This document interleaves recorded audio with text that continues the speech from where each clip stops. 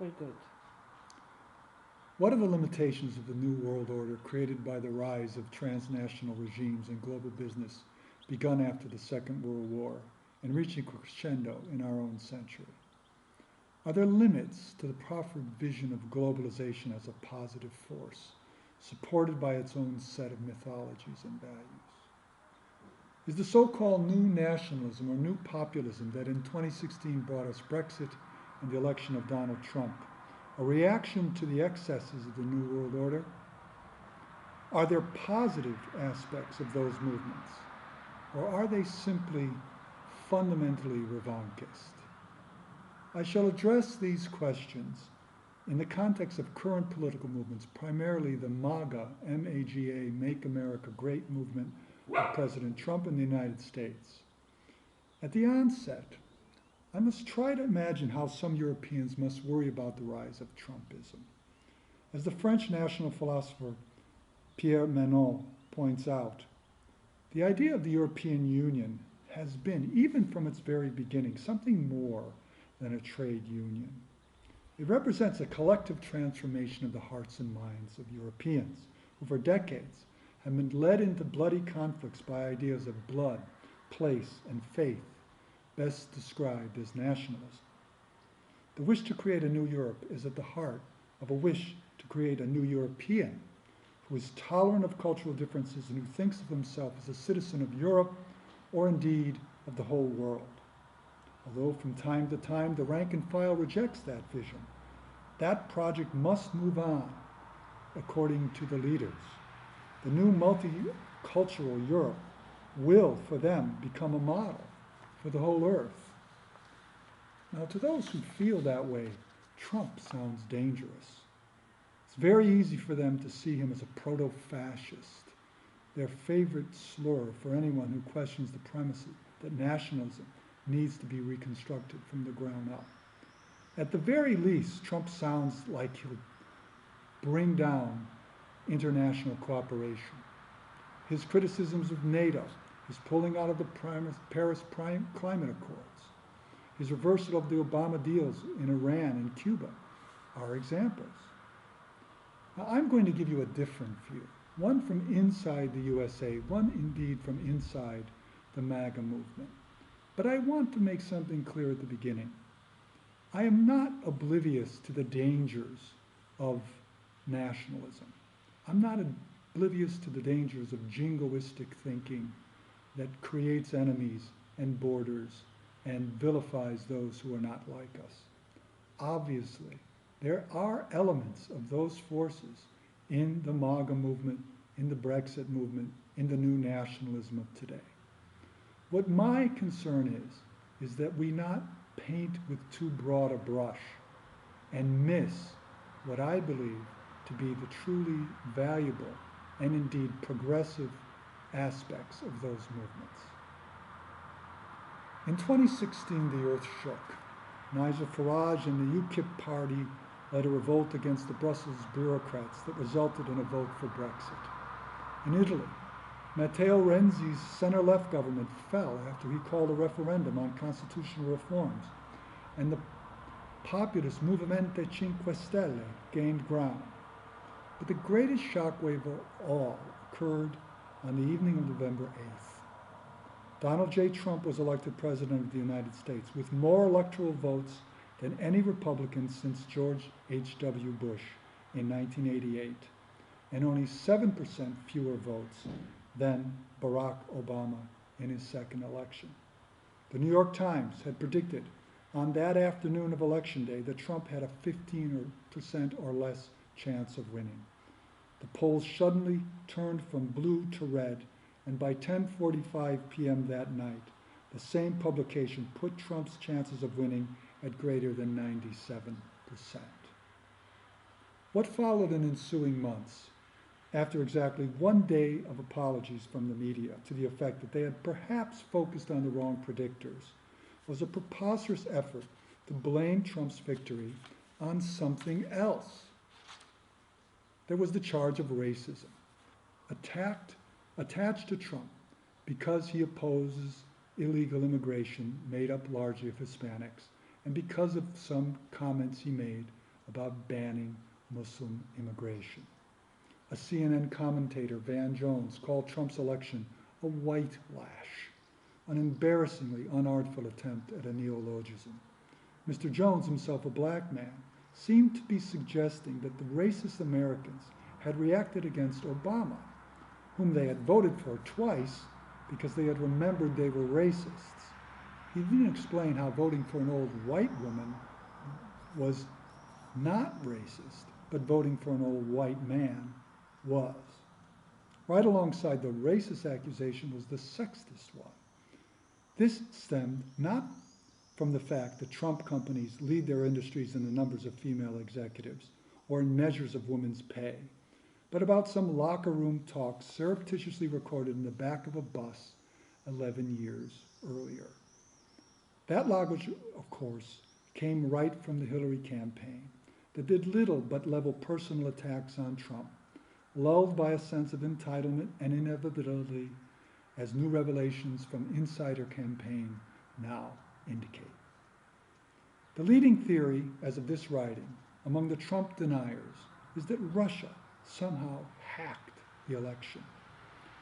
Several Obama leftovers in the intelligence services have disclosed this hypothesis, mainly through a series of leaks to the press. Yet, they admit that no voting systems were sabotaged, no votes were changed. The accusations vaguely suggest that the Russians engaged in disinformation campaigns and may have given Hillary's emails that were hacked because they were stored in violation of government laws and policies on private, poorly secured email systems to WikiLeaks. Trump, like all presidents-elect, engaged in overtures to foreign governments. His enemies, who were legion, are claiming he colluded illegally with Russia against the interests of the United States. Again, there's simply, as of now, no hard evidence of this. Other responses to Trump's victory were more enlightening and highlighted the deeper significance of Brexit and the MAGA movements in America. French political scientist Jean Dumont wrote in an article in February 2017 entitled Néron à la Maison Blanche, ou la fin du néolibéralisme. The article showed how Trumpism was not limited to the United States and how it was more than just a rankavist response. His statements were similar to those of another political theorist, Mark Blyth, whose comments on global Trumpism have drawn some notice. Blyth was smart enough to see that there are right-wing and left-wing versions of Trumpism and pointed to Greece's Syriza movement as an example of the latter. There are many casualties of the dominant economic and political systems that the left likes to style as neoliberalism. The middle class in many Western countries over the last 30 years has lost ground economically, and more wealth has been gained by smaller and smaller percentages of the population.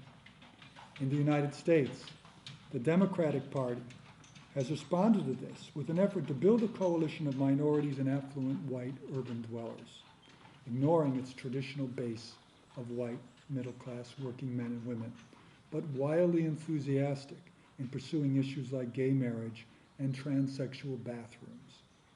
All the while, the Democrats, like the Republicans, have worked closely with elites in promoting economic policies that make the globalist dream of free movement of goods, free movement of capital, and free movement of labor a reality. Consistently, they've ignored localism, community, and solidarity in the natural and traditional ways those things function in society. We are all now part of virtual, ideologically defined communities, which exist no place for no real people. In a strange jumble, the social groups that have the least social cohesion and stability often are relentlessly referred to as communities. So we hear again and again of the black community, but never of the Ivy League graduates community. Most of the international human rights regime, regrettably, has played into this, despite the great advances that that movement has brought to humankind. So we are now crazed about our own rights, and now also about the rights of people from foreign lands who are seeking benefits from our citizens. By contrasting, Trumpism and movements like it talk of duties, obligations, and responsibilities of citizens. Is this fascism, or is it simply part of the reality of any polity? Jean Dumont and his kind acknowledge the crisis of neoliberalism and wish we would embrace a socialist answer to the problems. But many countries, even as we write, are losing faith in such an approach. This drives the left rather crazy. They, in moments of candor, refer to those on the other side as, quote, a basket of deplorables, racist, sexist, homophobic, and think them irredeemable, to use Hillary Clinton's own words. Or, if they are in a more patronizing mood, they'll pity the opponents for having been led astray by leaders like Trump, whom they consider a charlatan. Their hatred of Trump is blinding. The monk referred to him as puerile and vulgar, literally a drooling madman. Meanwhile, he described Obama as elegant, sophisticated, a hero of the American dream. But this hero led his party off the cliff for the last 8 years. Democrats suffered a net loss of 1,042 seats nationwide during Mr. Obama's 8-year tenure. Outrageous claims about Trump's motives, personality, or even sanity seem like childish responses to a reality that the monks of the world never really saw coming. The failures of capitalism are seen by them as part of a scenario outlined by Marx about the eventual collapse of capitalism. Their apparent sympathy with Trump voters is at best pity. The poor souls really think Trump is going to help them. After the collapse of the Soviet communist regime, the leftist theorists are still waiting for the inevitable dialectic shift in which the proletariat finally rises. Trump's appeal, however, is populist, reformist, communitarian, and nationalist. It is not primarily racist or sexist. Those are Molotov cocktails hurled at the opposition by fanatics.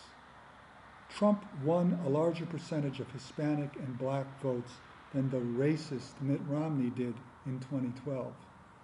Trump's reformist agenda is the boldest we've seen in a generation.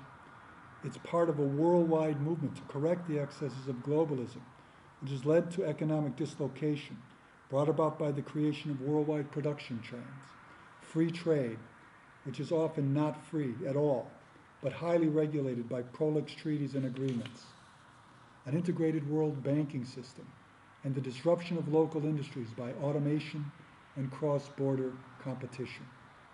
The irony of that position will not be lost on most of you. How is it that Trump, or any American politician, can complain about the New World Order that the United States, more than any single country, is responsible for creating? Isn't the system the product of the American century? Now, herein lies the complexity of the new nationalism. Trump, in fact, does complain that the New World Order leaves out the majority of Americans. They can look at shuttered factories, falling middle-class wages, and the rise of new classes of super rich, controlling more and more of the nation's wealth as proof.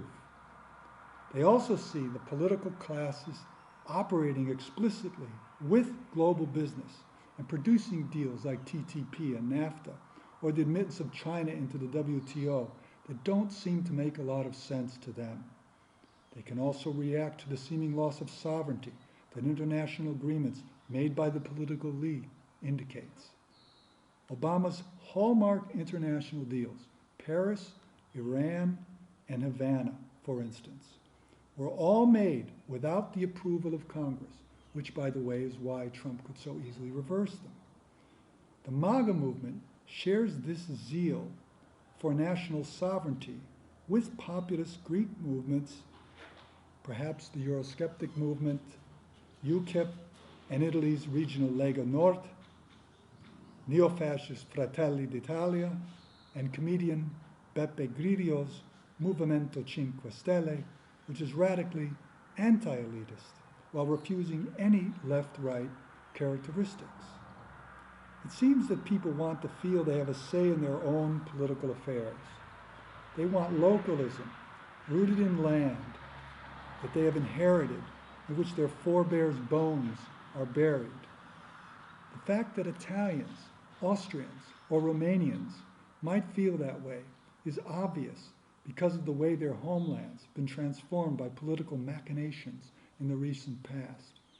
That Americans could join them in feeling the same way in a secure, separated land which is at the center of an empire is an irony that should speak to us of the power of the things that the New World Order tries to ignore. Trumpism is also an attack on bureaucracy and government overreach and inefficiency. That a man who had never held political office was able to win the presidency remains deeply objectionable to a whole class of professional pundits, politicians, media members, lobbyists, pollsters, and operatives, a group that Trump refers to simply as the swamp.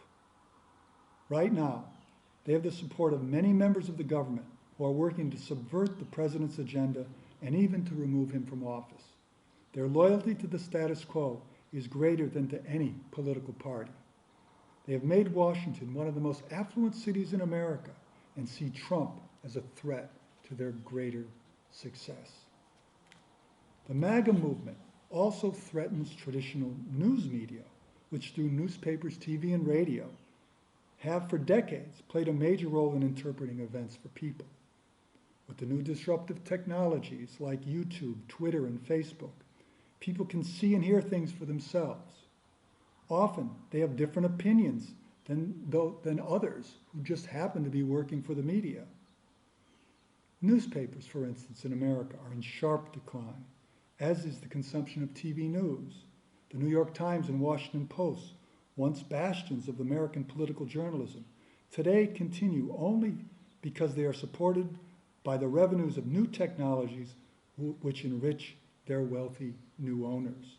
So Jeff Bezos pours his Amazon millions into the Post, and Mexico's Carlos Slim his telecom dollars into the Times. Trump routinely denounces the mainstream media as corrupt, biased, outmoded, and find ways to go directly to the people, for instance, through Twitter. So there's much more to Trumpism than a simple economic analysis. But for the commentators like DeMunk and Blythe, the more is racism and sexism. This is a stunningly ideological approach that shows their continuing reliance on Marxism and the distorted cultural variants of the Frankfurt School that throw into the toxic mix of elements of Foucauldian psychoanalysis, revisionist history, and agnosticism. Advocates of Trump's MAGA movement would respond by saying their movement is not about hate, but about love, not about division, but about unity, not about scapegoating, but about solidarity. It's about Americanism and not internationalism. And they would say that that's not unique. In addition to those groups already mentioned, there is the Alternative for Germany, the FPO in Austria, the PPV in the Netherlands, the National Front in Belgium, the PRNR in Portugal, Marine Le Pen's National Front in France, Duda's movement in Poland, Viktor Orban and Fidesz in Hungary, and Milos Zeman in the Czech Republic. And on the edges of Europe, of course, there's Recep Erdogan in Turkey and Vladimir Putin in Russia. And who could leave out in discussing nationalism? China. I'll be traveling there next month to give a series of lectures on a conference on the new emerging values brought about by globalism. And there I'll suggest we be careful lest we find ourselves responding to issues that are 20 years old and that we miss the new wave of localism, national identity, and emplacement in our own unique cultures, a rejection of being citizens of the world in favor of being citizens of real, non-virtual places, villages and towns, cities and countries, not the United Nations, the European Union, the North American Trade Zone, or the Trans-Pacific Partnership. Economic agreements that facilitate global trade or international security arrangements that ally the interests of nations in self-defense, of course, are essential, as they have always been. Much has been gained by the increase of commerce among nations and the brisk exchange of ideas among cultures. Yet, critics assert that the business models that have become social models, and the EU is a prime example of that. They've become much more than simply outlines for the exchange of goods and capital. What needs to be re-examined is the myth of globalization that lies behind this, and it's based on several assumptions. One is the idea that artificial political and legal structures imposed from the top down can create a new way to self-identity for persons. Human exchange has always been part of history. It has always brought about change in the way people think of themselves. Just how they thought of themselves would be as varied and as unique as the persons and cultures involved. By contrast, today, the profits of globalization offer us a more limited set of options, and we are all supposed to think like them. Everyone is supposed to like Big Macs. Everyone is supposed to listen to American music on their Chinese-made iPhones. Everyone wants to drive the same cars, see the same movies. Pop culture, defined by commercialization, is manufactured, sold, and consumed. It creates a simulacrum of a culture, superficial, perfect for 140-character tweets or 60-second videos, but unable to meet the larger needs for society that humans have had for millennia. Rich and lasting cultural symbols grow organically over generations. They are refined by thousands of individual choices and passed on only because they work to make life better. They cannot be made in factories or produced in the halls of the United Nations. They must grow from the ground up. When Trump says America first, but then adds that he expects other nations to act the same way, is that a return to the dark ages of international conflict? When he addresses the Arab and Islamic Summit in Riyadh, and says, we're not going to tell you how to live. We'll put our own interests first and expect you to do the same and look for areas in which we can have common agreement and make deals. Could this transactional approach to international relations be a welcome relief to the mad nation building of the Bush era and neocons?